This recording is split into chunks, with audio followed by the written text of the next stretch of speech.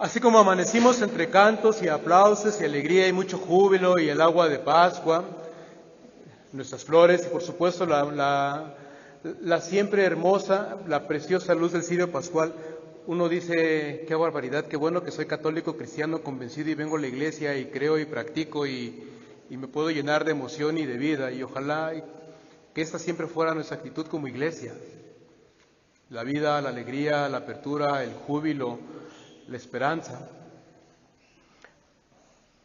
Hay un escritor, Mircea Cartarescu, al inicio de un relato que se llama El ruletista, comienza hablando el escritor diciendo, no sé si sea autobiográfico, no, diciendo que él nunca ha podido demostrarse la existencia de Dios, que nunca ha creído en Dios, pero que de alguna manera le da envidia porque los escritores que tienen fe, dice él, o se convierten o la pierden, pero siempre viven una vida debatida entre la esperanza y la desesperanza, y eso escriben, y dice él, y para escribir entre la desesperanza y la desesperanza se requiere mucha fe.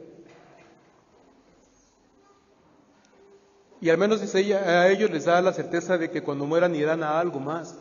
Pero yo que no creo en Dios, dice él, me espera solamente la oscuridad densa de la muerte y por muy buenos mis libros que yo escriba, alguien puede terminar mi libro a las 3 de la tarde y a las 4 estaré empezando uno nuevo y ya. Pero para los que creemos, no solamente para los que creemos en Dios, sino además para los que creemos en la resurrección de Jesús, la vida, aunque a veces se nos debate entre la esperanza y la desesperanza, siempre termina por hacer una apuesta por el futuro. O tendría que ser siempre una apuesta por la vida, por el futuro, por la confianza en Dios a prueba de todo, por la esperanza por encima de toda desesperanza. El problema es que a veces cuando nos hablan de que Jesús ha sido levantado de entre los muertos, cuando se nos presenta la resurrección, lo que tendrá que ser lo más anunciado en la iglesia, de repente nos sorprende y nos deja paralizados. Frente a la resurrección de Jesús podemos tener tres actitudes, las que hemos visto hoy en el Evangelio. Uno, la de María Magdalena, que no sabe qué ha pasado con Jesús, piensa que se lo han robado, pensar a veces que es un fraude la resurrección, un invento, un engaño, una ilusión. O como Pedro, dice José Luis Sicre, entra como policía al sepulcro, ve, observa, toma nota de todo, pero no sabe qué pensar. Al final no piensa nada. O como el discípulo amado, entramos, vemos y con lo poco que tenemos a la vista y al alcance de las manos, con eso nos atrevemos a dar el salto de la fe. Y creer en la resurrección y por lo tanto creer en la vida, creer en lo nuevo, ponernos a caminar, hacer cosas nuevas, luchar contra la desesperanza, contra la injusticia. Decía anoche el Papa Francisco, por lo menos ponernos a hablar y a decir lo que tenemos que anunciar y a decir lo que tenemos que decir y a gritar lo que tenemos que gritar. Porque de repente cuando se hace de noche, cuando es oscuro y frío, nos quedamos callados.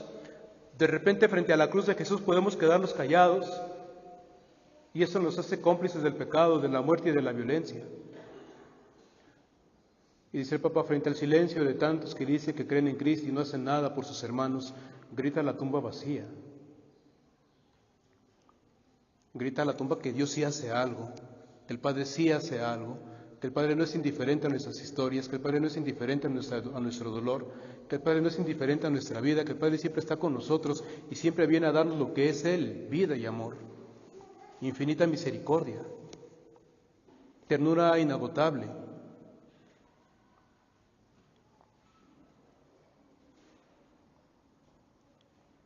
Queda el desafío entonces, ¿creemos o no creemos? ¿Caminamos o no caminamos? ¿Damos testimonio o no lo damos? ¿Luchamos o no luchamos? ¿Nos aventamos a la apuesta de la esperanza o nos quedamos ahí sentados, como decía Alejandro ahora, cuando decía, mueran los que esperan sentados, que el tiempo lo resuelva todo?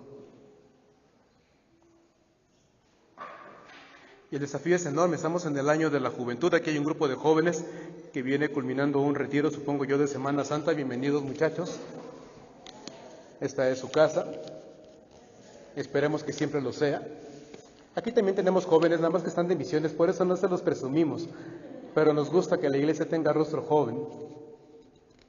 Y nos gusta que los jóvenes crean y caminen y se atrevan y nos den ejemplo de lo que a veces los que ya pasamos de 40 no nos atrevemos a hacer. Van a decir el Padre, ¿a poco usted ya pasa de 40?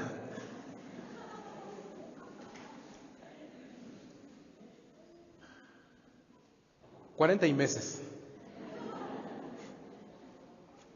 Pero esto de la juventud es un estado del corazón. Yo veo al Papa Francisco y me llena de alegría el enorme regalo que Dios nos ha hecho, y San José, creo yo, nos ha hecho en la persona del Papa Francisco a toda la iglesia.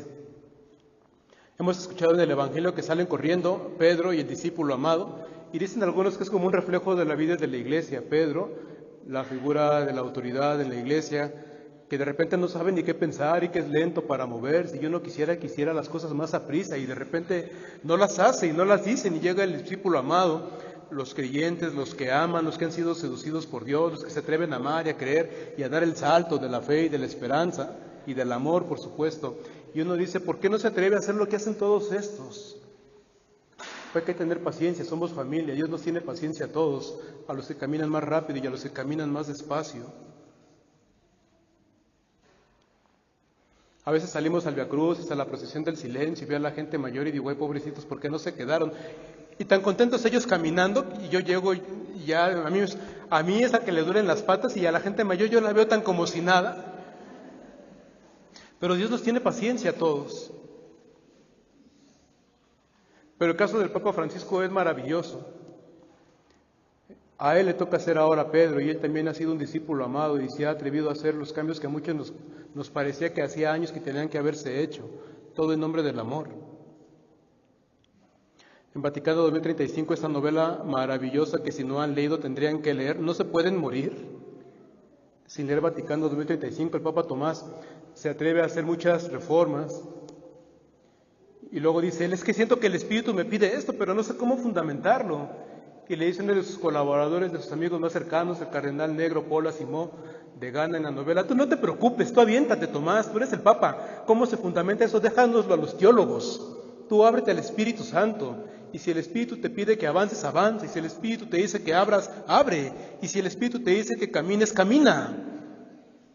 Ya lo demás nos toca a nosotros, tú aviéntate. Y yo veo al Papa Francisco y digo, bendito Dios que se está aventando, que lo haga.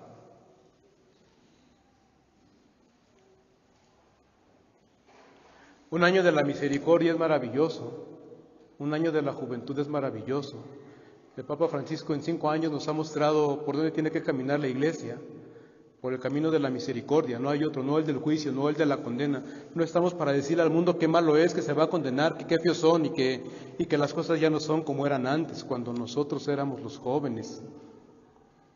El Papa Francisco viene a decirnos que la Iglesia tiene que ser humilde, sencilla, servidora, pobre por supuesto, pero sobre todo y siempre misericordiosa. Quizá no siempre sepa qué es lo que tiene que pensar. Ya los que tienen que pensar se encargarán de hacerlo en su momento. Pero lo primero que tiene que hacer Pedro y lo primero que tiene que hacer la iglesia es amar. Amar y creer, invitar a los hermanos a ponerse a caminar, a confiar en la vida, a confiar en el futuro y a comunicar la belleza del mensaje del Evangelio, a comunicar la gracia de la vida del Señor resucitado, a enviarnos a todos, a decirle al mundo que el Señor está vivo, que la cruz no pudo con Él, que nada puede con el amor, que el amor nunca muere, que efectivamente aquellos que decían a Jesús frente al sepulcro no podrás morir, tenían razón. Aunque murió, ha sido resucitado, levantado de entre los muertos, porque el amor de verdad, el amor es siempre joven y nunca muere.